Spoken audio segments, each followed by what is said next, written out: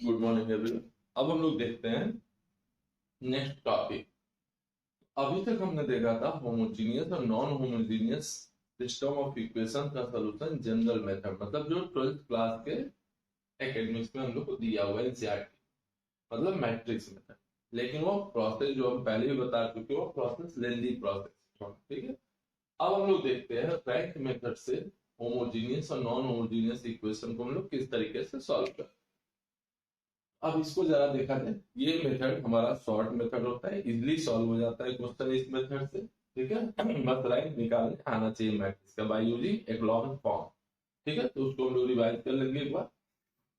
अब देखिए homogeneous, homogeneous हम बता चुके थे उस दिन भी, पिछले क्लास में भी, कि जिस सिस्टम ऑफ इक्वेशन में कांस्टेंट टर्म में न दिखाई दे, कांस्टेंट मतलब विदाउट वेरिएबल। तो विदाउट वेरिएबल के अगर सारे टर्म्स जीरो हो जाए के type, such type of equation is called homogeneous system of linear equation. Number of variables क्या है, x1 x2 x3 xn, और नंबर ऑफ इक्वेशन क्या है 1 2 3 m। पिछले में बताया था मैट्रिक्स मेथड की एक, समझो एक ड्रॉबैक भी हम लोग को, कि वहां जितने वेरिएबल उतने इक्वेशन होने जरूरी है, नहीं तो स्क्वायर मैट्रिक्स पूरा फॉर्म नहीं करता है, तो लोग डिटरमिनेंट वहां कैलकुलेट नहीं कर सकते। यहाँ में डिटरमिनेंट की जरूरत ही नहीं, चाहे वेरिएबल 4 रहे इक्वेशन 3 रहे, चाहे वेरिएबल 5 रहे इक्वेशन 8 रहे, तब भी हम इसको सॉल्व कर सकते हैं, सिंप्लीफाई कर सकते हैं, इजीली कर सकते हैं। तो यहाँ पे ये कोई नेसेसरी नहीं है कि नंबर ऑफ इक्वेशन और नंबर ऑफ वेरिएबल हम इक्वल रखें, क्योंकि हमें डिटरमिनेंट कैलकुलेट ही नहीं करना है, ठीक है ना। अब रैंक मेथड से हम लोग देखते हैं क्वेश्चन सॉल्व कर सकते हैं। पहले ये होमोजेनियस का स्ट्रक्चर देख लें हम लोग। ये क्या है, m linear equation, it contains m linear equation and n unknown, ठीक है ना।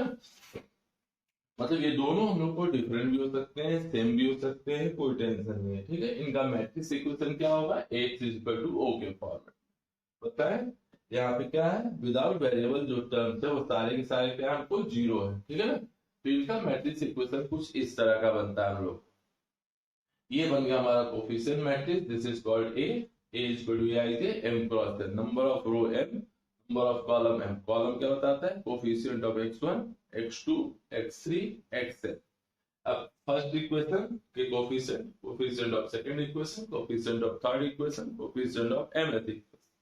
ये हो गया हमारा वेरिएबल मैट्रिक्स, ये हो गया कांस्टेंट मैट्रिक्स। वेरिएबल्स हमारे पास कितने हैं, n है, तो ये n क्रॉस 1 का मैट्रिक्स।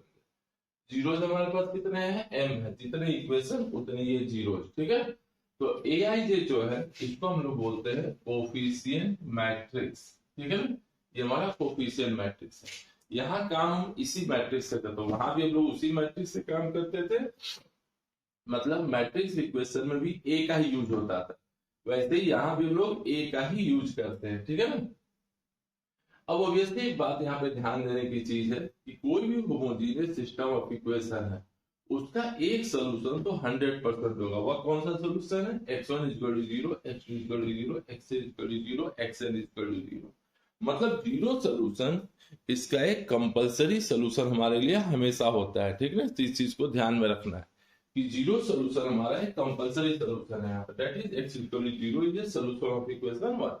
मतलब ये सिस्टम ऑफ इक्वेशन, मतलब एक सॉल्यूशन तो होना ही होना है, बाकी इसके अलावा कुछ मिलते हैं तो ठीक है, नहीं मिलता तो जीरो तो रहेगा ही। तो उसमें हमने बताया था इसमें दो केस बनते हैं, determinant of A not equal to zero, एक में determinant of A equal to zero. तो डिटरमिनेंट ऑफ ए अगर नॉट इक्वल टू जीरो तो सोल्यूशन क्या आता था, unique. Unique means zero solution. अगर determinant of A equal to zero है तो उस केस में हमें इनफाइनाइट सोल्यूशन आता है।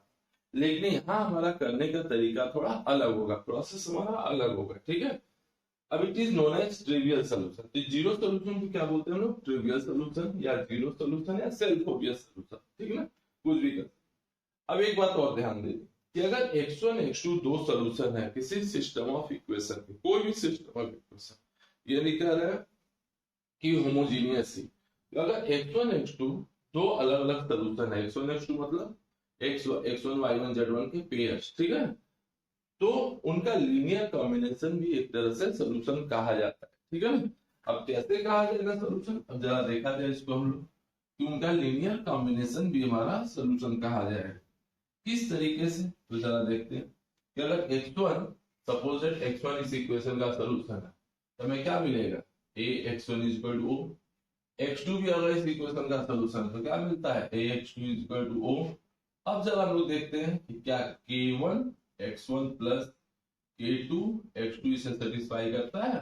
तो जरा देखते हैं k1 k2 क्या है स्केलर है, मतलब कोई भी नंबर हो सकते हैं आइदर रियल और कॉम्प्लेक्स। तो देखो यहाँ क्या लिखेंगे k1 a x1 plus k2 a x2, ठीक है। तो k1 into o and k2 into o, तो ये क्या आएगा जीरो मैट्रिक्स आ गया हमको, देख लो ना। तो इसका मतलब ये भी हमारा इस इक्वेशन का क्या होगा सोल्यूशन का आ जाएगा, मतलब x1 x2 का सोल्यूशन है तो उनके लीनियर कॉम्बिनेशन भी सोल्यूशन कहे जाए, ठीक है ना। इस चीज से ध्यान देना है कि इसमें क्या होंगे इनफाइनाइट सोल्यूशन भी एग्जिस्ट कर सकते हैं, ठीक है ना, होमोजीनियस इक्वेशन। अब जरा एक एग्जांपल हम लोग देखते हैं पहले मैट्रिक्स इक्वेशन लिखने का तरीका।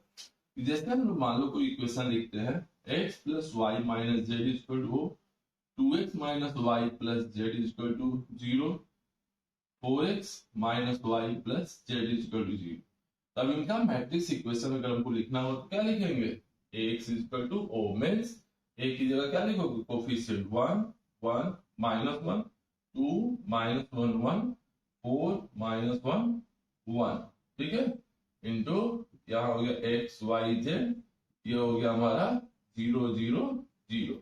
ये कहा जाता है हम लोगों को मैट्रिक्स इक्वेशन। किसी भी सिस्टम ऑफ इक्वेशन का ये हमारा मैट्रिक्स इक्वेशन कहा जाएगा हमारे लिए, इस चीज को ध्यान देना। अब जरा इसका वर्किंग रूल हम लोग चेक करते हैं कि आखिर ये क्वेश्चन सॉल्व कैसे होगा रैंक मेथड से, ठीक है ना। रैंक मेथड से हम लोग इस क्वेश्चन को सॉल्व किस तरीके से हम लोग करते हैं, जरा ये देखा है। सबसे पहले इसका हम लोग प्रोसेस देखते हैं कि किस तरीके से ये सॉल्व होगा। तो वर्किंग रूल के लिए करना क्या है कि पहले हमें सिस्टम ऑफ इक्वेशन लेना होगा, ठीक है। अब इसका वर्किंग रूल हम देख लेते हैं। वर्किंग रूल जैसे consider a matrix equation of system of homogeneous linear equation. क्या ले लेते हैं x इक्वल टू o, ये हमारा हो गया system of equation x equal to o। अब हमारा काम क्या होगा, सबसे पहला स्टेप हमारा क्या होगा, यहाँ ध्यान से देखना। स्टेप फर्स्ट क्या कहता है, सबसे पहले हम we have to find the rank of matrix A।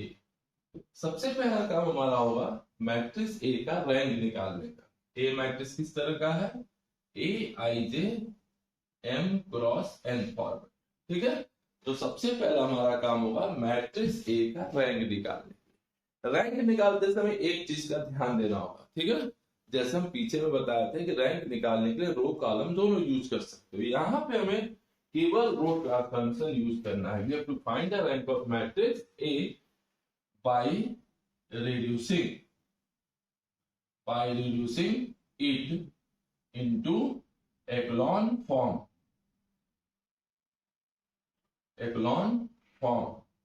by using only e row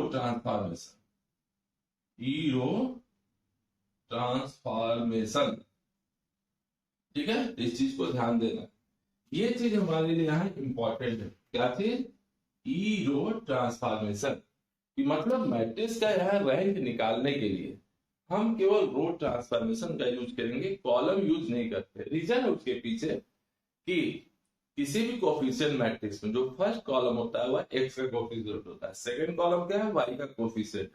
तो अगर एक्स वाई को हम यूज करते हैं आपस में तो एक्स के कोफिशिएंट वाई के कोफिशिएंट ऐड या सब्ट्रैक्ट हो जाएंगे, जो कि रॉन्ग प्रोसेस हमारे लिए। इसी से हम लोग केवल रो ट्रांसफॉर्मेशन यूज करते हैं, ठीक है ना। तो क्या यूज करते हैं हम लोग, ओनली रो ट्रांसफॉर्मेशन। तो सबसे पहला स्टेप हमारा यही है कि जो मैट्रिक्स ए है कोफिशिएंट मैट्रिक्स ए है उसे हम लोग इक्लोन फॉर्म में रिड्यूस करेंगे by using only E row transformation. E row या के अलावा बाकी कोई ट्रांसफॉर्मेशन कॉलम हम लोग यूज नहीं करते हैं। तो एक सबसे इंपॉर्टेंट चीज इसमें ध्यान देनी है हमको, ठीक है ना। ठीक है, तो समझ अब हमारा स्टेप सेकंड क्या होगा। पहले स्टेप में क्या होगा कि ओनली रो ट्रांसफॉर्मेशन यूज करेंगे, ठीक है। Let rank of matrix A हमारा कितना आ गया, आर आ गया। तो मान लिया हमने, चलो ए का रैंक कितना आया, आर आ गया, ठीक है, मान लेते हैं कि चलो आ रहा था। अब हम लोग क्वेश्चन में देखेंगे क्या क्या मिलता है, जो भी बात की चीजें हैं। अब स्टेप सेकंड, अब ये क्या कहता है। अब एक बात ध्यान दिए होगे कभी भी कि जो ये आर होता है, रैंक होता है किसी भी मैट्रिक्स का, कभी भी रो और कॉलम के नंबर से ज्यादा नहीं होता, दोनों में जो छोटा होगा उससे ये लेस देन होता है, ठीक है। तो जनरली हम लोग एन से कंपेयर करते हैं, हम लोग एम्स की कोई जरूरत नहीं होती हम लोग को, ठीक है। तो हम लोग जनरली इसको एन से कंपेयर करते हैं, नंबर ऑफ वेरिएबल से या नंबर ऑफ अननोन से, ठीक है। तो यहां लिखेंगे हम लोग here two cases arises, two cases arises. अब देखते हैं केस फर्स्ट क्या कहता है। If r is equal to n, r is equal to n means rank of coefficient matrix A is equal to number of unknown, r is equal to n, ठीक है। in this case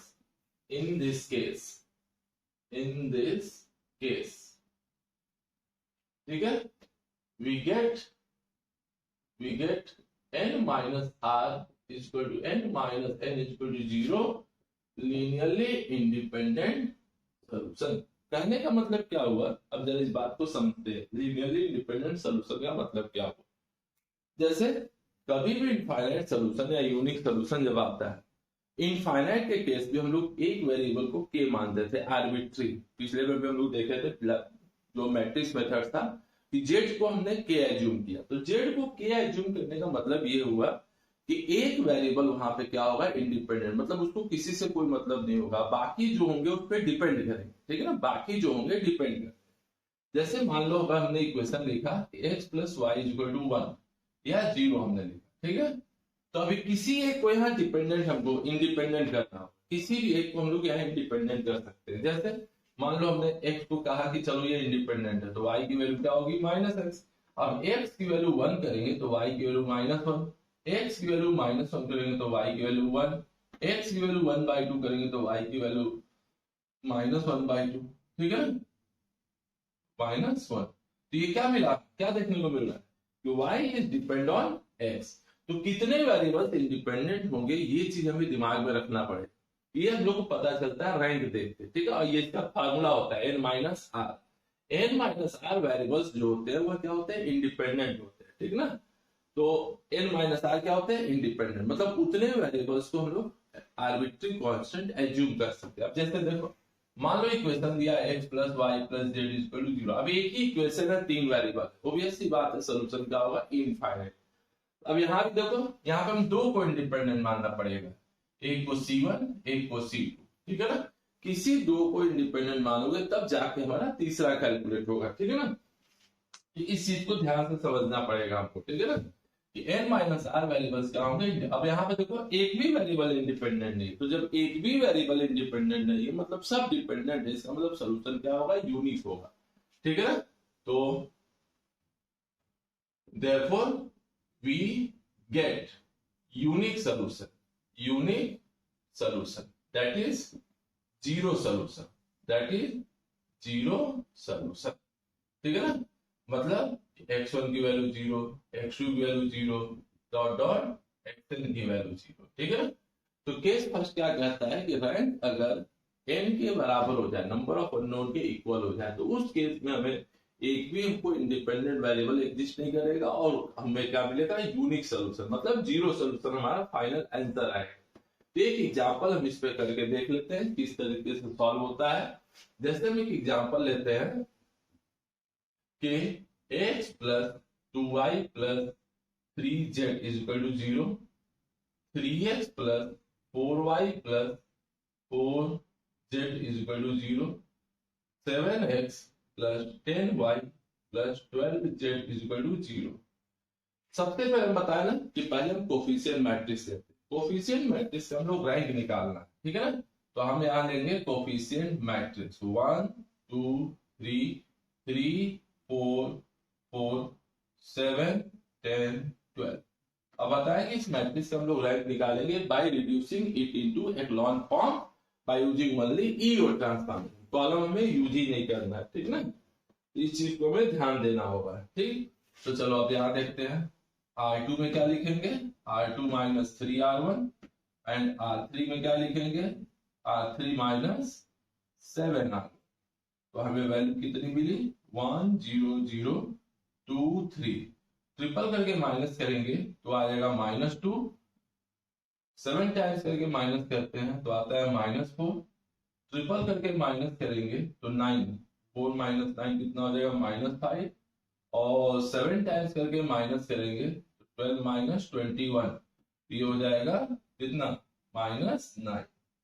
ठीक है ना, -9। अब इसमें जरा देखते हैं, अब इसको R3 माइनस 2R2 कर दे, देखते हैं क्या मिलता है, R3 माइनस 2R2। तो यह मिला हमें 1 2 3 0 -2 -5 0 0। अब जब डबल करके हम माइनस करेंगे तो आएगा हमारा 1। तो देखिए कितना मिला, rank of A is equal to 3। Matrix का रैंक कितना आया, 3 आया, क्योंकि एक्लॉन फॉर्म क्या कहता है, नंबर ऑफ नॉन जीरो रोज देखा जाता है। देखो ये बन गया अपर ट्रायंगुलर मैट्रिक्स, ठीक है। नंबर ऑफ जीरो लगातार इंक्रीज कर रहे हैं, यहाँ पे 1 जीरो, यहाँ पे 2 zero, this is called echelon form of the matrix. ये हमारा हो गया एक्लॉन फॉर्म ऑफ मैट्रिक्स, इस चीज को ध्यान देना। तो रैंक कितना आया 3। अब वेरिएबल कितने हैं क्वेश्चन में, एक्स वाई जेड, वो भी 3 है हमको, तो वेरिएबल भी 3 हो गए, रैंक भी 3 हो गया। मतलब सोल्यूशन आंख बंद करके हम बता सकते हैं कितना आएगा, x is equal to 0, y is equal to 0, z is equal to 0। ठीक है, तो होमोजीनियस के केस में हमारा ये पहला केस हो गया कि अगर रैंक जो है नंबर वेरिएबल्स के इक्वल आ जाए तो सोल्यूशन क्या होगा, यूनिक होगा। और वह सोल्यूशन क्या होगा, x is equal to 0, y is equal to 0, z is equal to 0। Next case अब हम लोग देखते हैं, अगला केस हमारा केस सेकंड देखा जाए, ठीक है ना। तो केस सेकंड क्या कहता है, अब उसमें क्या है, इनफाइनाइट सोल्यूशन हमें मिलेगा। किस तरीके से हम लोग लिखेंगे तो जरा वो भी देखते हैं। तो केस सेकंड क्या कहता है कि if r less than n, in this case we get n minus r variables will be linearly independent। n minus r variables क्या होंगे, linearly independent होंगे, ठीक है। therefore we get infinite solution, ठीक है। तो n माइनस आर वेरिएबल जो होंगे डिपेंडेंट होंगे, बाकी जो होंगे उस पर डिपेंड करेंगे, करते हैं। अब जरा इस पे एक एग्जांपल हम लोग देखते हैं, तब समझ में आएगा कि आखिर करना क्या है इसमें, किस तरह से हम लोग इंडिपेंडेंट को कंसीडर करते हैं, ठीक है। तो जैसे सिस्टम ऑफ इक्वेशन हम लोग ले लेते हैं कोई भी, जैसे हमने क्वेश्चन लिया a plus 3y minus 2z is equal to 0, 2x minus y plus 4z is equal to 0, x minus 11y and plus 14z is equal to 0। x plus 3y minus 2z, 2x minus y plus 4z, x minus 11y plus 14z।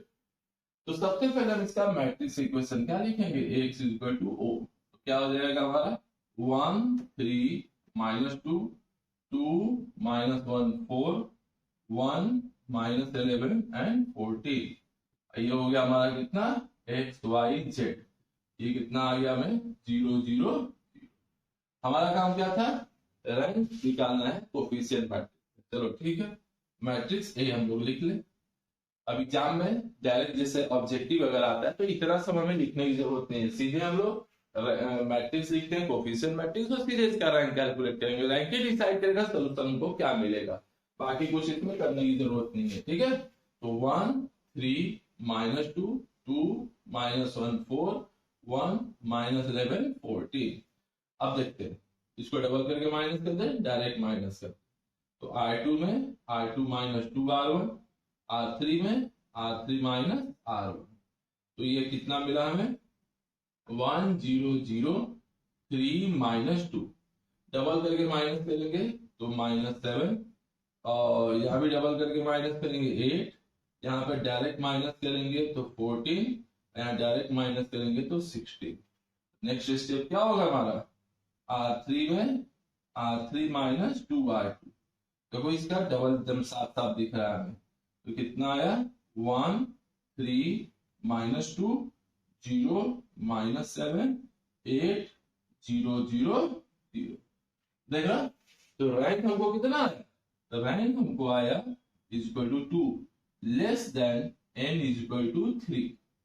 देख रहा हो ना, तो number of variable जो है हमारा वो कितना है 3 है, उससे क्या है लेस देन है, उससे क्या है लेस देन है। ऑब्वियसली बात है सॉल्यूशन क्या मिलेगा इनफाइनाइट, लेकिन एक वेरिएबल इसमें क्या होगा इंडिपेंडेंट होगा, तो therefore n minus r is equal to 3 minus 2 equal to 1 variable will be linearly independent. तो कोई एक वेरिएबल को हम लोग इंडिपेंडेंट कंसीडर करके क्वेश्चन को सॉल्व करते हैं। अब जरा देखते हैं, ये हमारा हो गया इकोलॉन फॉर्म। अब इकोलॉन फॉर्म जब बन गया तो इससे हम दोबारा इक्वेशन लिख सकते हैं, ठीक है ना। तो दोबारा इक्वेशन हम लोग किस तरीके से लिखेंगे, जरा देखिए अब इसको, कि दोबारा उस इकोलॉन फॉर्म से हम लोग इक्वेशन किस तरीके से बनाते हैं। तो नया सिस्टम ऑफ जो मैट्रिक्स इक्वेशन वो बनेगा इस तरह का 1 3 माइनस 2 0 -7 8 एंड 0 0 0। अब मल्टीप्लाई कर दो x y z, यहाँ कर दो 0 0 0, जिसको रिवर्स प्रोसेस में अगर हम लिखते हैं तो x plus 3y minus 2z is equal to 0 minus 7y plus 8z is equal to 0। अब हमने मान लिया let z is equal to c। हमेशा जो लास्ट वेरिएबल होता है उसी को आर्बिट्री कांस्टेंट करते हैं, तो z इज इक्वल टू अगर c लोगे तो देखो ये इक्वेशन क्या बताएगा हमें, y is equal to 8z by 7, मतलब 8c बाई 7 आ गया, और x की वैल्यू कितनी हो जाएगी 2z माइनस 3y, तो ये आ गया 2c minus 3 into 8c by 7, तो ये आ गया 2c माइनस 24 बाई 7c, तो 14 माइनस 24 बाई 7c, तो वैल्यू कितनी आ गई -10 बाई 7c। तो फाइनल सोल्यूशन हमें क्या मिला, तो फाइनल सोल्यूशन मिला x is equal to -10 by 7c, y is equal to 8 by 7c and z is equal to c। देख रहे हो, ये हमारा आया सोल्यूशन। c क्या है, आर्बिट्री कांस्टेंट, ठीक है, c is any arbitrary constant, ठीक है। तो एग्जाम में इतना टाइम नहीं लगता है लिखने में, तो मान लो एक एक लाइन एक्सप्लेन कर रहे हैं, तो यहाँ से डायरेक्ट यहाँ से मिलेगा -7y plus 8z is equal to 0 and x plus 3y minus 2z is equal to 0, तो उससे हमारा काम हो जाता है। तो देख लो, तो हमें सोल्यूशन क्या मिला इनफाइनाइट, ठीक है ना, इनफाइनाइट, ठीक है। c की वैल्यू बदलते जाएंगे, सोल्यूशन सेट हमारा बदलता चला गया, ठीक है। तो जितनी c की वैल्यू कंसीडर करोगे उतना हमें सोल्यूशन मिलता है, इस चीज का ध्यान रखना है हमको, ठीक है ना। तो यही चीज हमारे लिए है इंपॉर्टेंट, तो समझ गए। तो यही दो केसेस में बनते हैं, एक यूनिक सोल्यूशन का और एक इनफाइनाइट सोल्यूशन का। अब जरा हम दूसरा क्वेश्चन ट्राई करते हैं। अब इसमें जरा एग्जांपल्स हम लोग देखें, 2-3 एग्जांपल कम से कम जान लेंगे तब सही रहते हैं।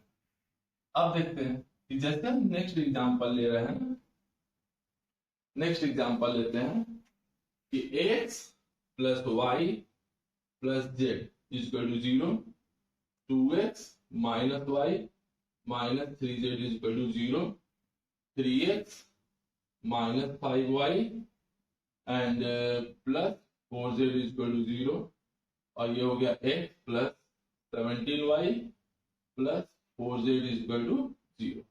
अब यही हमारा सिस्टम ऑफ इक्वेशन है, 17y plus 4z, 3x minus 5y plus 4z, 2x minus y, ठीक है। तो हम बताए ना, सबसे पहले मैट्रिक्स लिख के उसका रैंक निकालो। तो पहले हम कोफिशिएंट मैट्रिक्स लिख 1 1 1 2 माइनस 1 माइनस 3 3 माइनस 5 4, ठीक है, और यहाँ हो गया 1 74। हम बताया था ना कि जो लास्ट मेथड हम लोग का था, ध्यान से देखना, जो लास्ट मेथड मतलब जो मैट्रिक्स मेथड था, उसमें अगर 4 इक्वेशन देता है तो हमें थोड़ा कंफ्यूजन हो जाता है। हम यूज 3 का ही वहां भी करेंगे, 3 का यूज करके वहां भी हम लोग सिंप्लीफाई कर सकते हैं, ऐसा नहीं है, और उसको यहाँ पर रख के देख लेंगे सेटिस्फाई होता है कि नहीं। लेकिन यहाँ के लिए क्या है, कोई कंफ्यूजन नहीं, 3 रहे 4 रहे 5 रहे कोई मतलब नहीं, सिंपली हम लोग मैट्रिक्स बनाएंगे और इसका रैंक निकालेंगे, मतलब इसको रिड्यूस करेंगे एक लॉन फॉर्म में। तो सबसे पहला प्रोसेस, इसको तीनों को जीरो करते हैं। तो R2 में R2 माइनस 2R1, R3 में R3 माइनस 3R1 और R4 में R4 माइनस R1। तो देखिए कितना मिलता है, 1 1 1, यहाँ देखो 0 0 0। चलो डबल करके माइनस करोगे -3, डबल करके माइनस करोगे -5, ट्रिपल करके माइनस करोगे -8, ट्रिपल करके माइनस करोगे 1, डायरेक्ट माइनस करेंगे 16, डायरेक्ट माइनस करते हैं 3। ये आ गया हमारा पहला स्टेप, 3 जीरो हमारा बन गया। अब इधर हमको 2 जीरो बनाना है, तो इधर 3 है -8 है 1 है, ठीक है ना, 16 3 है। अब यहाँ जरा हम लोग देखते हैं क्या कर सकते हैं। तो अब हमको यहाँ पे 2 जीरो हमको चाहिए, तो 2 जीरो कहाँ से बनेगा जरा देखा जाए। तो एक डायरेक्ट मेथड भी है, डायरेक्ट भी हम अप्लाई कर सकते हैं। दूसरा तरीका है कि उसको थोड़ा सिंप्लीफाई करके छोटा कर ले हम लोग, ठीक है ना। तो यहाँ पे क्या किए, डबल करके माइनस किए हैं, तो डबल करके जब माइनस करेंगे तो -3, डबल करके माइनस किए तो -5, ठीक है, ट्रिपल करके माइनस किए तो 8 आ गया और यहाँ 1 हो गया, ठीक है ना। चलो अब इसका अब इसको आगे हम लोग प्रोसेस करें। तो देखो एक आसान तरीका है कि 3 को क्या करें, उतने से हम लोग डिवाइड कर देंगे तो आराम रहेगा कैलकुलेशन करने में। तो R2 में -1/3 R2 कर देते, तो हमें क्या मिलेगा 1 0 0 0 1 1 1, यहाँ 5/3, यहाँ -8 16 1 3 आ गया। अब जरा देखते हैं, अब देखो, अब 1 से नीचे दोनों जीरो करते हैं, तो क्या लिखेंगे R3 में, और नीचे से लिखते हैं R3 में R3 + 8 R2 और R4 में R4 - 16 R2।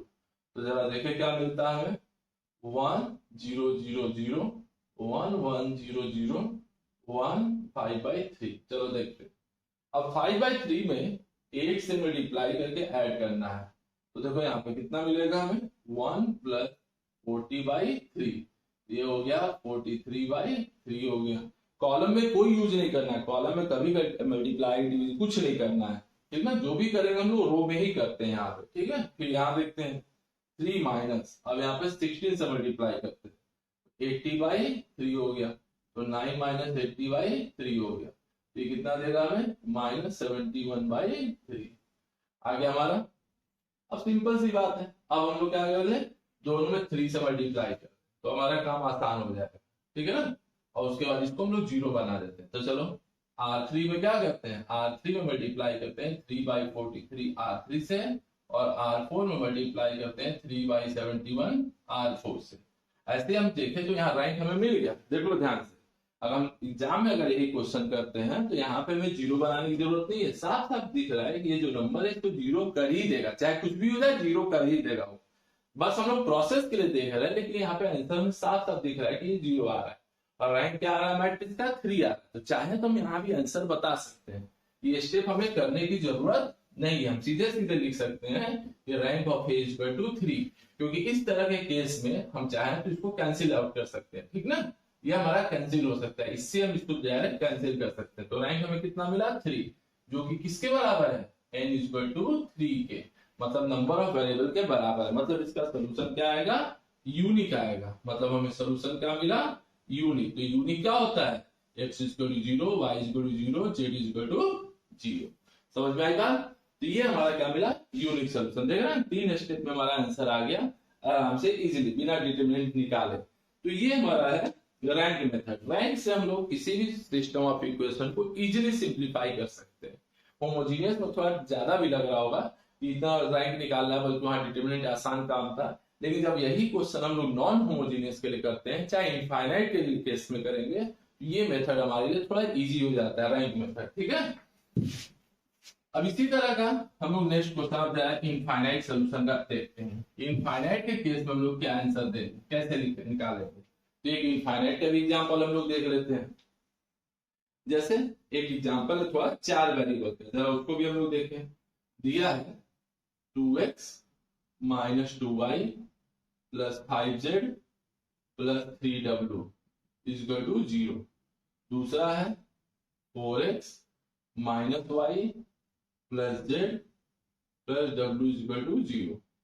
फिर है 3x minus 2y plus 3z plus 4w is equal to 0। यह है x minus 3y plus 7z and plus 6w is equal to 0। देखते हैं 2x minus 2y plus 5z plus 3w, 4x minus y plus z plus w, 3x minus 2y plus 3z plus 4w, x minus 3y plus 7z plus 6w। ठीक है, चलो इसका answer निकालेंगे क्या, पहले हम लोग कोफिशिएंट मैट्रिक्स लिखेंगे। कोफिशिएंट मैट्रिक्स लिखते समय एक चीज का ध्यान देना है, कोशिश करना है कि यहाँ पे 1 रहे, तो हम पहले लास्ट इक्वेशन का कोफिशिएंट सबसे पहले लिखेंगे, ठीक है ना, क्योंकि इसमें देखो यहाँ कोफिशिएंट 1 है, क्योंकि 1 रहेगा तो एक स्टेप हमारा प्रोसेस बच जाता है, लिखने में मेहनत हमारा बच जाएगा। तो 1 माइनस 3 7 6, 1 माइनस 3 7 6।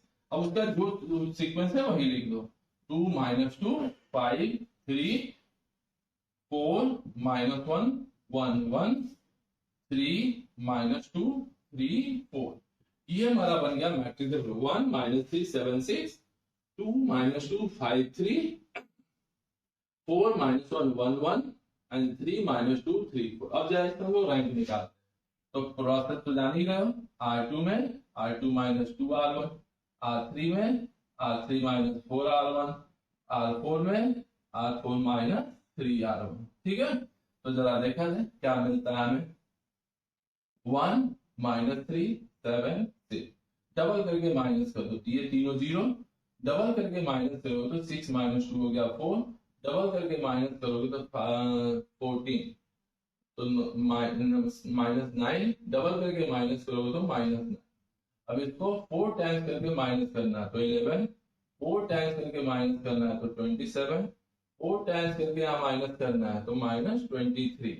अब इसको ट्रिपल करके माइनस करना है तो 9 में से 2 गया 5, ट्रिपल करके माइनस करना है यहाँ पे, तो ट्रिपल है ना, तो 3 माइनस 21 तो माइनस 18, और उसके बाद आ जाएगा यहाँ पे ट्रिपल करके माइनस करना है तो माइनस 20। ठीक है ना, यही हमें मिला। ठीक, अब जरा देखते हैं हम लोग अब क्या कर सकते हैं। फिर वही बात, ये आ गया हमारा 4 11 5 हमको मिली, ठीक है ना, कोफिशिएंट सही से लिखा हुआ है, 2 4 1 माइनस 3 7 6, 2 माइनस 2 5 3, 4 माइनस 1 1 1 सही है, और 3 माइनस 2 3 4, 3 माइनस 2 3 4। ठीक है, तो डबल करके जब माइनस करेंगे तो 6 माइनस 2 हो जाएगा 4, डबल करके माइनस करेंगे तो 5 माइनस 14 तो माइनस 9 है, तो पंच हो जाए। ठीक, डबल 12, 3 माइनस 6 करेंगे तो माइनस 9 है, सही है। अब यहाँ देखते हैं ट्रिपल करके माइनस कर रहे हैं, तो ट्रिपल करके माइनस करेंगे तो माइनस 1 प्लस नहीं 4 टाइम्स करना है, तो 4 प्लस 12 तो 11 हो गया। यहाँ पे देखें 1 माइनस 28 तो माइनस 27 हो गया। ठीक है, और यहाँ पे देखते हैं हमको कितना मिलता है, ये हो गया 9, यहाँ पे हो गया हमारा कितना 12, तो 1 माइनस 12, ये माइनस 11 आएगा यहाँ। ठीक है ना, देखो तो ट्रिपल करके हम लोग यहाँ माइनस करते हैं। ठीक, तो 24 नहीं है, यहाँ पे माइनस 23 रहे। ठीक है, अब इसके बाद ट्रिपल करके माइनस करते हैं तो माइनस 2 और प्लस 9, तो माइनस 2 प्लस 9, फिर आएगा हमारा 3 माइनस 21, तो ये आ जाएगा हमारा कितना 7, ये हो गया 7। ठीक है, और ये हो गया 18 माइनस 18, ये हो गया 4 माइनस 18, ये हो गया माइनस 14। ठीक है ना, कैलकुलेशन देख लेना एक बार, हम लोग कैलकुलेशन इसका देख लेते हैं। चलो अब आगे देखते हैं हम लोग, तो ये हमारा कैलकुलेशन हो गया। ठीक है, अब हमको देखना है यहाँ पे 2 जीरो बनाना है। अब 2 जीरो बनेगा कैसे, जरा इसको ध्यान दिया। तो सबसे पहले हम यहाँ क्या करते हैं कि इसको थोड़ा सा सिंप्लीफाई कर लेते हैं। ठीक है, तो 7 को क्या करो यहाँ माइनस कर देते हैं, यहाँ 4 हो जाए हमारा। ठीक, तो देखते हैं आप, तो हम लिखते हैं R3 में R3 माइनस R4। तो देखो यहाँ कितना है, ठीक है ना। तो यहाँ हमें मिला कितना, 1 0 0 0 -3 7 6, ये हो गया 4 -9 माइनस, ये हो गया 4।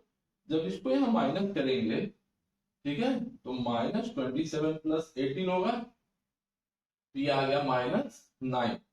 और जब यहाँ पे -23 + 14 करते हैं तो कितना आ जाएगा, ये भी आ जाएगा 39 -9, और ये हो गया 7 -18 एंड -14, ये वैल्यू हमारी आ गई। ठीक है, तो अब जरा हम लोग इसको आगे देखते हैं कैलकुलेशन।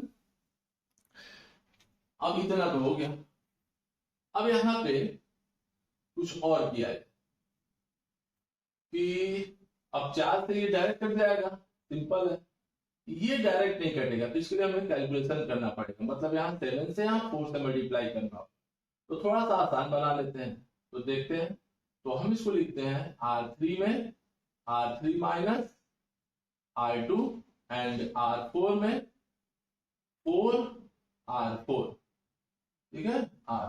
तो देखते हैं क्या मिलता है, तो ये आया 1 0 0 0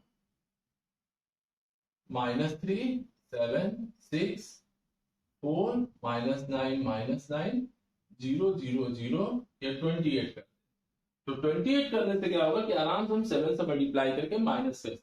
चाहे तो हम डायरेक्ट भी कर सकते हैं, कोई दिक्कत नहीं है, डायरेक्ट भी अगर लिखना चाहे तो हम लोग लिख सकते हैं, जैसे R4 replaced by 4 R4 minus 7 R2। तो चलो देखो 1 0 0 0 -3 7 6 4 -9 -9 0 0 0, यहाँ भी हो गया 0। अब जरा इधर दो कैलकुलेशन हमको देखना होगा, तो 4 इंटू -18, ठीक है, माइनस 7 इंटू -9, देखिए कितना मिलता है। अब जरा इसको देखा जाए, ठीक है, तो अब देखो, तो अब ये मिलता है हमको 18 × 4 हो गया -72, और ये हो गया +60, तो ये कितना देगा हमको, -9 देगा। ठीक है ना, देख लेना ध्यान से। अब उसी तरह 4 इंटू -14 एंड -9 इंटू 4, सही है ना, -9 इंटू नहीं सॉरी -9 इंटू 7, यानी ऐसे रहेगा 7 इंटू -9। देखो ये हो गया -56 और ये हो गया +63, ठीक है। तो ये कितना देगा हमें, 4 और 3 7, तो ये देगा हमको 7, ठीक है ना। तो ये हमें मिला 7 के इक्वल, तो -9 एंड 7 हमको मिलता है। ठीक, अब जरा साफ साफ दिख रहा है, नॉन जीरो रो कितने, 1 2 3, तो इस मैट्रिक्स का रैंक कितना होगा हमारा, 3 हुआ, less than n equal to 4, number of variable 4 है, जिससे एक कम आ रहा है रैंक हमारा। तो ऑब्वियस सी बात है कि इसमें कितने इनफाइनाइट सॉल्यूशन होंगे, 1 होंगे। तो हमने मान लिया कि चलो ठीक है, एज्यूम कर लेते हैं, let z equal to c। हमने मान लिया कि चलो ठीक है, z बराबर क्या है, c है। तो जब z बराबर c होगा तब इस इक्वेशन को रिवर्स करके लिखते हैं। तो देखते हैं क्या मिलता है, x minus 3y plus 7z plus 6w equal to, यहाँ पे w को c मान ले जो लास्ट वेरिएबल है। फिर देखो 4y minus 9z minus 9w equal to 0, और एक मिलेगा -9z plus 7w equal to 0, ठीक है। अब इसको हम लोग सिंप्लीफाई करेंगे w बराबर c रख के। तो चलो w बराबर जब c यहाँ रखोगे तो z की वैल्यू कितनी आएगी, 7/9 w इक्वल टू 7/9 c आ गया।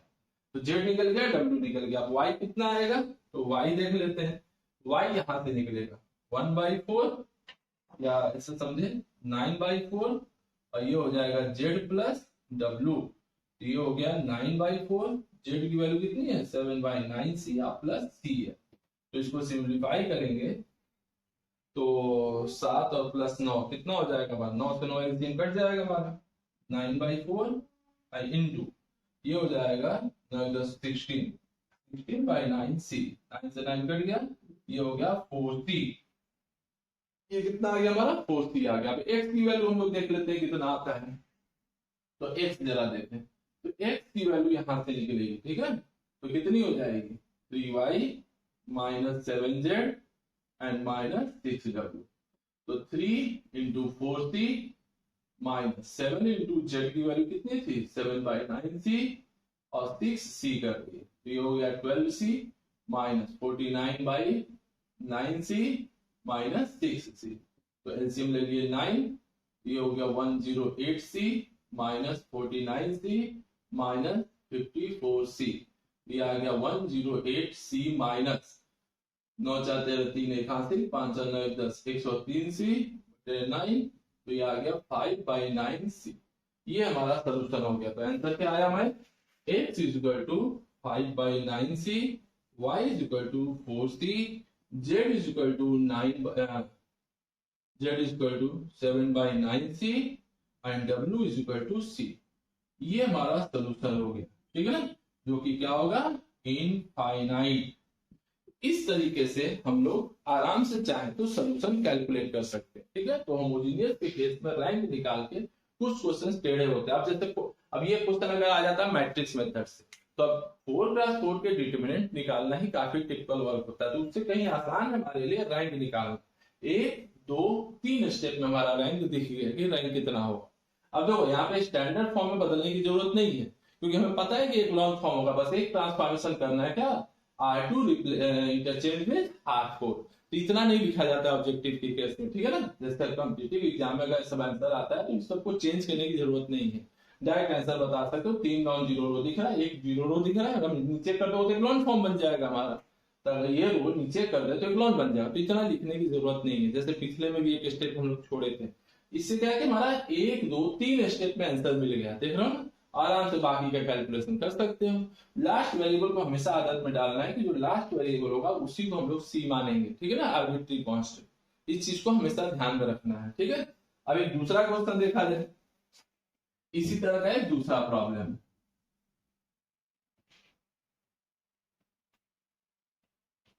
अब कहता है एक दूसरा एग्जांपल उनको 3x plus 4y minus z minus 6w equal to 0। फिर कहता है 2x plus 3y plus 2z minus 3w, 2z minus 3w equal to 0। फिर कहता है 2x plus y minus 14z minus 9w equal to 0। और फिर हो गया x plus 3y plus 13z plus 3w equal to 0।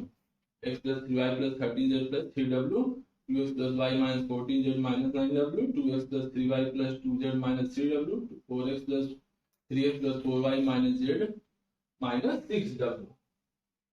अब इस पर फिर वही काम रैंक निकाले। तो पहले मैट्रिक्स लिखते हैं हम लोग ध्यान से, पहले बताया था ना 1 वाला पहले लिखते हैं। तो 1 3 13 3।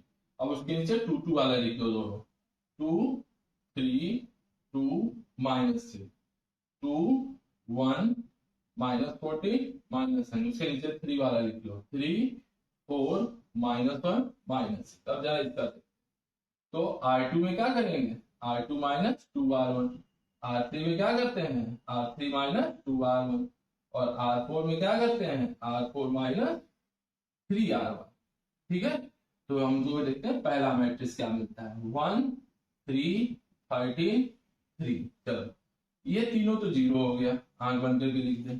अब देखो 3 को डबल करके माइनस करना है, तो माइनस 3, 13 को डबल करके माइनस करना है, तो 2 माइनस 26 कितना हो जाएगा माइनस 24। 3 को डबल करके माइनस करना है तो माइनस 9। अब यहाँ देखो डबल करके माइनस करना है तो 1 माइनस 6, तो ये हो गया माइनस 5। डबल करके यहाँ भी माइनस करना है तो माइनस 14 माइनस 26, तो 0 40, माइनस 40 आ गया।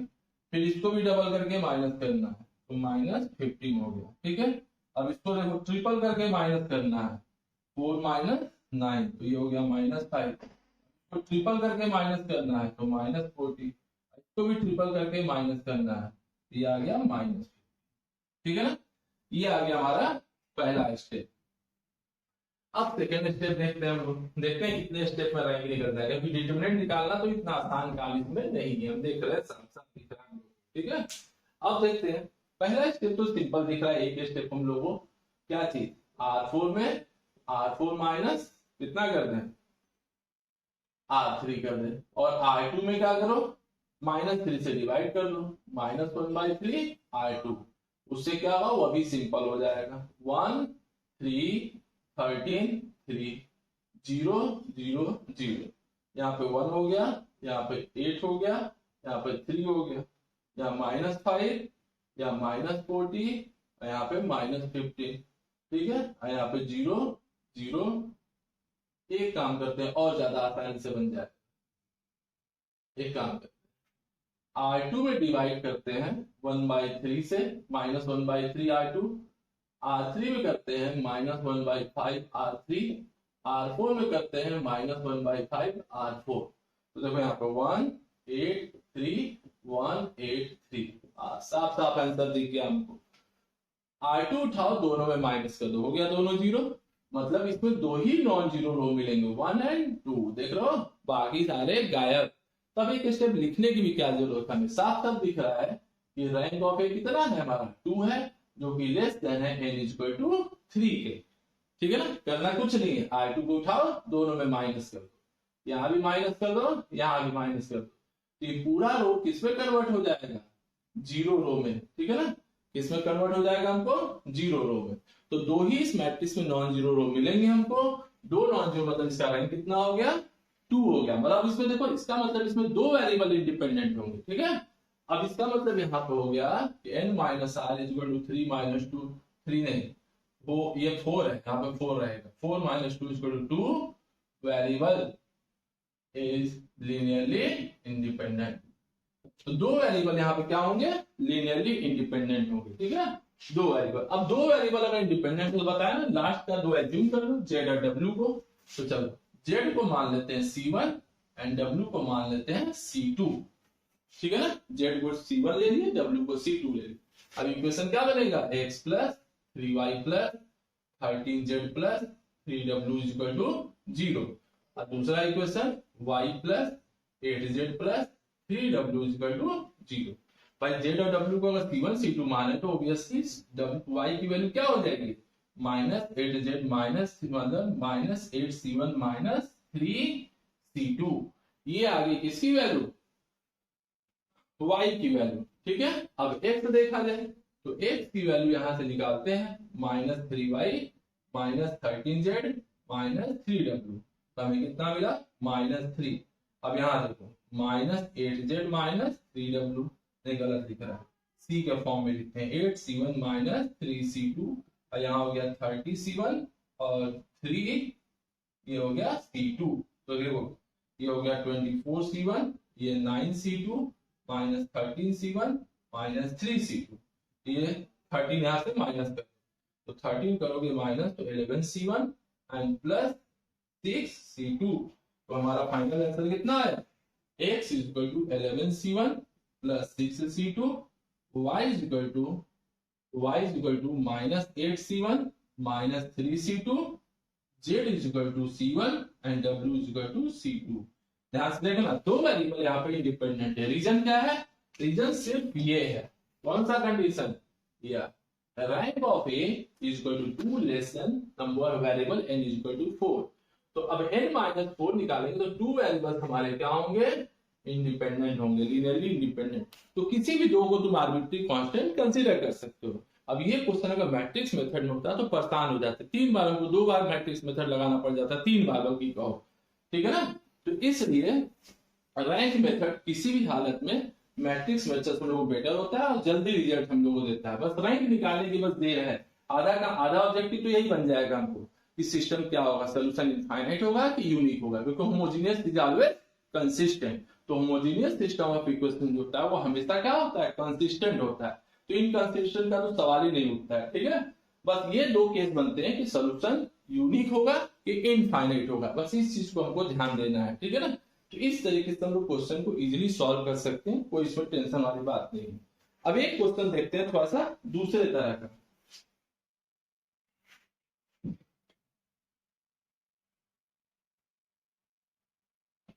देखो अब एक एग्जांपल हम लोग देखते हैं, कुछ अलग तरह का है, बल्कि वो होमवर्क में हम दे देंगे कि सॉल्व।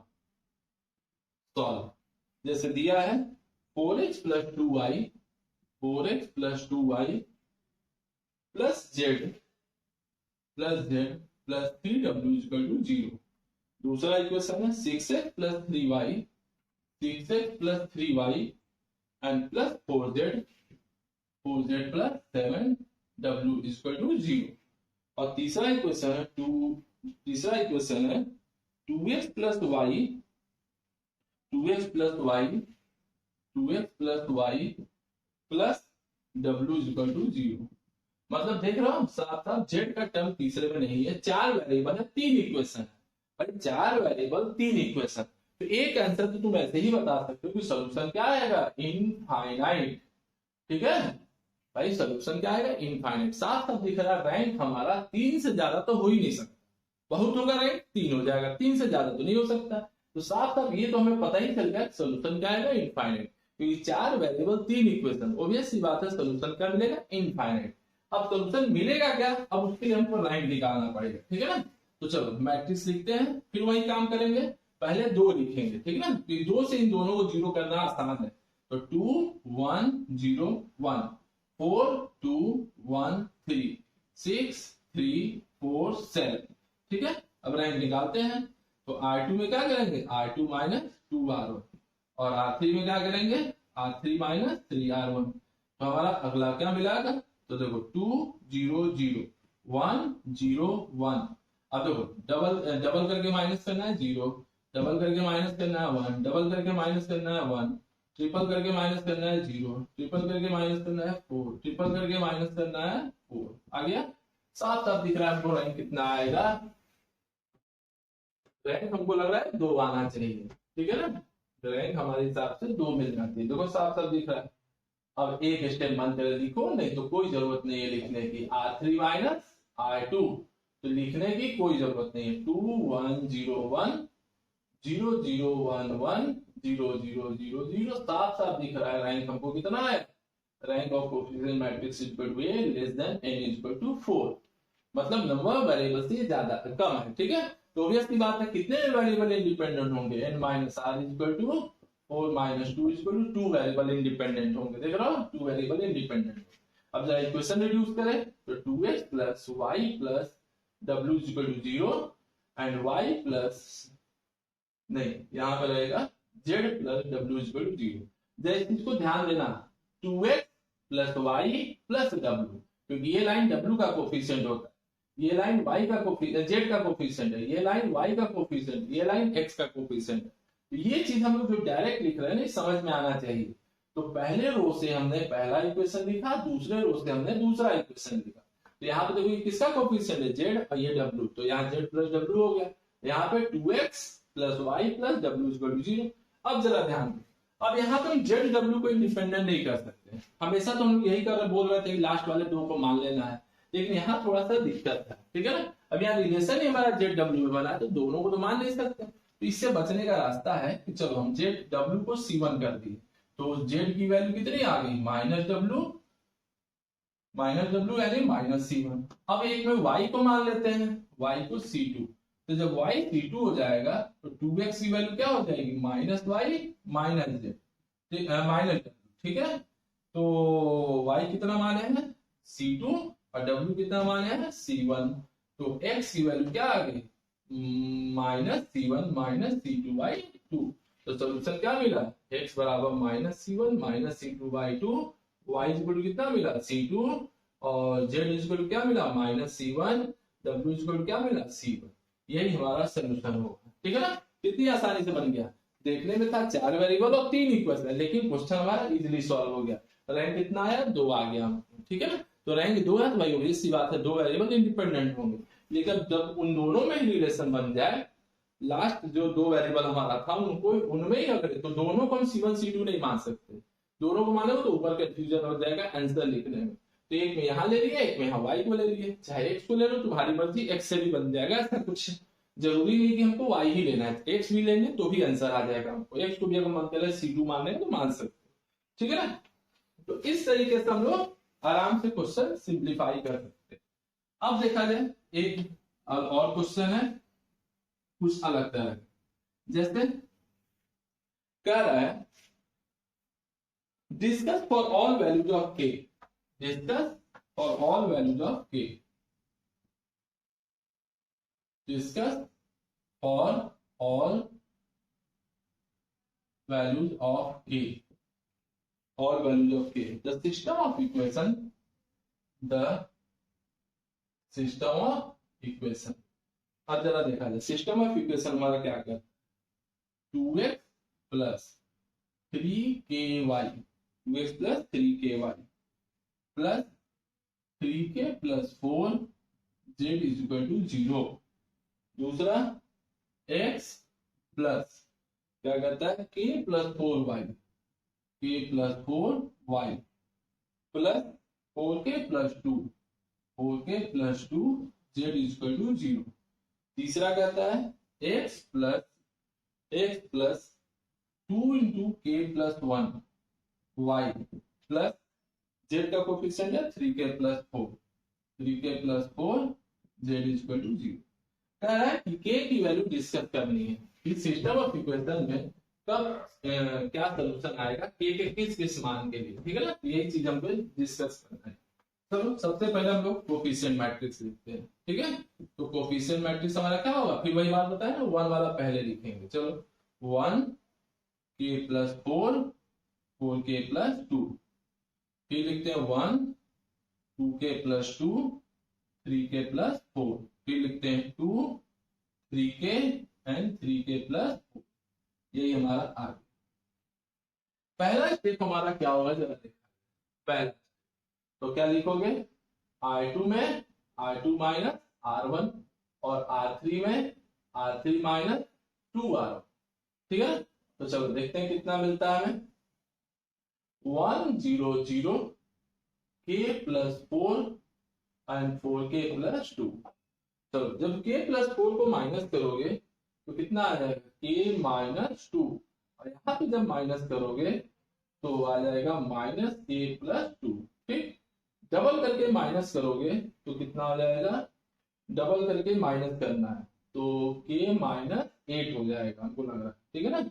और यहाँ पे डबल करके माइनस करोगे, देखो यहाँ पे 3k प्लस 4 में 2 इंटू 4k प्लस 2 अगर हम माइनस करते हैं तो 4 से 4 कैंसिल और ये 8k हो गया, 3k माइनस 8k, ये आ गया माइनस 5k। तो इतना काम हमारा हो गया। अब जरा देखते हैं, तो देख सबसे पहला क्वेश्चन हमको k को डिसाइड करना है, k कितना, पहले एक बार इसको भी सिंप्लीफाई कर ही लेते हैं, ठीक है ना, इसको भी सिंप्लीफाई कर ही लेते हैं। तो चलो अगला स्टेप क्या लिखते हैं R3, तो k minus 2 R3 minus k minus 8 R2, ठीक है ना। यही हम लोग प्रोसेस अप्लाई करते हैं यहाँ पे, k माइनस 8 और k माइनस 2 का ऊपर हम लोग k माइनस 8 से मल्टीप्लाई करें, नीचे k माइनस 2 से और माइनस कर देते हैं। तो देखते हैं क्या मिलता है हमें, 1 0 0 k plus 4 4k plus 2 k minus 2 minus k plus 2, ये हो गया 0। अब एक स्टेप यहाँ देखना पड़ेगा कितना देगा।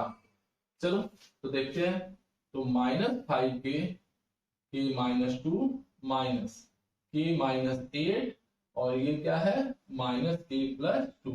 अब जरा इसको सिंप्लीफाई करें तो minus 5k square plus 10k, अब यहाँ देखो minus minus k square 2k और प्लस 8k, तो 10k और माइनस 16, 2k प्लस 8k, ठीक है। तो minus 5k square plus 10k plus k square minus 10k and plus 16, ये आ गया minus 4k square, 10k cancel and plus 16, तो ये कॉमन हो जाएगा माइनस 4, तो k स्क्वायर माइनस 4, तो ये आ गया माइनस 4 k स्क्वायर माइनस 4। यही हमें मिला कर, ठीक है ना। अब जरा देखो आगे, अब यहां समझना होगा, ठीक है। अब इस मैट्रिक्स का रैंक 3 कब होगा, या ध्यान दीजिए। तो देखो यहाँ पे केस, अब देखो if -4 k square -4 is equal to 0, तो हमें क्या मिला यहाँ पे कि k square -4 is equal to 0, तो k इज इक्वल टू ±2।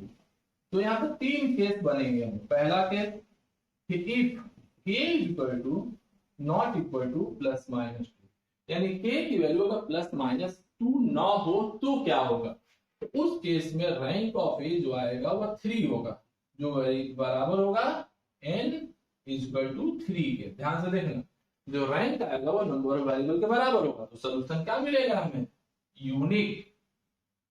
यानी अगर k की वैल्यू ±2 नहीं होगी तो सोल्यूशन क्या आएगा, यूनिक आएगा। मतलब जान ही लो x बराबर 0, y बराबर 0, z बराबर 0। अब केस सेकंड देखो, केस सेकंड क्या कहता है कि if k is equal to 2, अब k की वैल्यू अगर 2 रखेंगे तो क्या होगा, जरा देखिए मैट्रिक्स क्या चेंज होता है, 1 6 2 रखेंगे तो 8 2 10, यहाँ 0 यहाँ 0 यहाँ 0 यहाँ 0 यहाँ 0 यहाँ 0, तो क्या मिला हमें देखने को, rank of A is equal to 1 less than n is equal to 3। Number of variable 3 है, रैंक हमारा 1 आएगा। तो ऑब्वियसली बात है दो वेरिएबल यहाँ पे इंडिपेंडेंट होंगे, कोई दो वेरिएबल क्या होंगे, इंडिपेंडेंट होंगे। तो जब दो वेरिएबल इंडिपेंडेंट होंगे तो सीधी सी बात है भाई, दो पे ये भी 0 दे रहा है, दो पे ये भी 0 दे रहा है, दो पे ये भी 0 दे रहा है हमको, ठीक है ना। तो हमको दो वेरिएबल इंडिपेंडेंट हो गए, ठीक है। y बराबर मान लेते हैं c1 और z बराबर मान लेते हैं c2। तो x की वैल्यू क्या हो जाएगी, -6 c1 और -10 c2। साफ साफ आंसर दीजिए हमको। देखो यहाँ पे ये क्या है, x + 6y + 10z। तो भाई y को भी हमने c1 मान लिया, z को भी c2 मान लिया, तो -6 c1 -10 c1 c2 आ गया हमारा। पहला आंसर मिल गया, दूसरा भी मिल गया। अब जरा तीसरा देखा जाए, तीसरा केस हमारा क्या बनता है। तो जब हम k की वैल्यू, केस थर्ड, ठीक है, कि k की वैल्यू हम -2 लेते हैं तो मैट्रिक्स क्या बनेगा हमारा, जरा देखें 1। तो देखो -2 लोगे तो वहां 2 हो जाएगा, वहां -2 लोगे तो लिख ही देते हैं एक स्टेप में, -2 + 4 -8 + 2। सब लिखने की जरूरत नहीं है, एग्जाम में तो लोग डायरेक्ट कर सकते हैं एग्जाम में चाहे तो। ये हो गया 2 + 2 0 0, ठीक है। मतलब ये कितना आ गया 1 0 0 2 -4 0, ये हो गया -6 4 एंड 0। अब यहाँ देखो, यहाँ क्या मिला, rank of A is equal to कितना 2 less than n is equal to 3। Number of variable से ये कम आ रहा है, साफ साफ दिख रहा है नंबर ऑफ वेरिएबल से रैंक हमारा कम आ रहा है। तो भाई यहाँ पे कितने वेरिएबल इंडिपेंडेंट मानो, यहाँ सोल्यूशन पहले क्या आएगा, इनफाइनाइट। यहाँ भी सोल्यूशन क्या आएगा, इनफाइनाइट। तो इस चीज को हमें ध्यान देना है, ठीक है ना। तो इस चीज को हमें यहाँ ध्यान देना है कि अगर k की वैल्यू ±2 होगी तो सोल्यूशन क्या आएगा, इनफाइनाइट। लेकिन अलग अलग कंडीशंस बनेगा हमें। k = 2 पे हमने देखा कौन सा सोल्यूशन मिला, इनफाइनाइट। दो पे ये भी 0, दो पे ये भी 0। अगर दो, एक मिनट एक चीज गलत हो रहा है। हाँ, दो यहाँ रखोगे तो ये भी 0, दो यहाँ रखोगे, हाँ दोनों, ठीक है ना। और अगर -2 रखते हैं तो ये रिजल्ट आता है। तो सोल्यूशन इनफाइनाइट, एक वेरिएबल यहाँ इंडिपेंडेंट होगा, ठीक है। पहले इक्वेशन लिख लें हम लोग एक बार। तो x + 2y - 6z = 0 -4y + 4z = 0। हम मान लेते हैं z के टर्म में पूरा कैलकुलेशन करते हैं। तो यहां से देखो y की वैल्यू कितनी आएगी, z आ जाएगी, ठीक है। या एक काम करते हैं, z को हमने मान लिया k मान लेते हैं, z को k मान लेते हैं, ठीक है। तो चलो यहां से देखो, पहले इसको सिंप्लीफाई करते हैं। तो कितना देगा हमें, -4y = -4z। तो y की वैल्यू कितनी आ गई, z मतलब k हो गई, y बराबर k हो गया, z बराबर भी k हो। तो x की वैल्यू कितनी हो जाएगी, तो x की वैल्यू हो जाएगी 6z - 2y। तो ये हो गया 6k - 2k, तो ये हो गया 4k। तो सोल्यूशन क्या मिला, x = 4k, y = k, z = k, ठीक है। तो ये हमारा सोल्यूशन आ गया इनफाइनाइट सोल्यूशन, ठीक है। इस तरीके से हम लोग होमोजेनियस सिस्टम ऑफ इक्वेशन को इजीली सॉल्व कर सकते हैं। केस स्टडीज के क्वेश्चन हम लोग कर सकते हैं। अलग अलग केस में हम लोग अलग अलग आंसर भी बताएंगे, k की वैल्यू क्या होगी तो क्या सोल्यूशन हमें मिलेगा, ठीक है ना। तो यहाँ पे हमने देखा यूनिक सोल्यूशन, यहाँ हमें क्या मिला, यूनिक। यानी k की वैल्यू अगर +-2 नहीं होगी तो हमें क्या मिलेगा, यूनिक सोल्यूशन। +2 होगा तो इनफाइनाइट सोल्यूशन, -2 होगा तो इनफाइनाइट। प्लस 2 होगा तो 2 इंडिपेंडेंट सोल्यूशन आएगा, -2 होगा तो एक इंडिपेंडेंट सोल्यूशन हमको मिलेगा। ठीक है, इस तरीके से हम लोग होमोजीनियस को देख लिया। अब नेक्स्ट टॉपिक हम लोग का होगा non homogeneous system of non homogeneous linear equation. अब उसको जब सॉल्व करेंगे तो उसमें देखते हैं, यहाँ तो सिर्फ 2 केस बनते हैं, वहां तीसरा भी बनता है नो सोल्यूशन का केस, मतलब सिस्टम इनकंसिस्टेंट कब होगा हम लोग का। ठीक है, यहाँ तो इनकंसिस्टेंट होता ही नहीं, क्योंकि बार बार हम बताएंगे कि होमोजीनियस सिस्टम ऑफ इक्वेशन जो होता है इज ऑलवेज कंसिस्टेंट। बस 2 केसेस बनते हैं, यूनिक सोल्यूशन का और इनफाइनाइट सोल्यूशन। ठीक है, तो अब नेक्स्ट टॉपिक हम लोग देखते हैं नॉन होमोजीनियस अगले क्लास।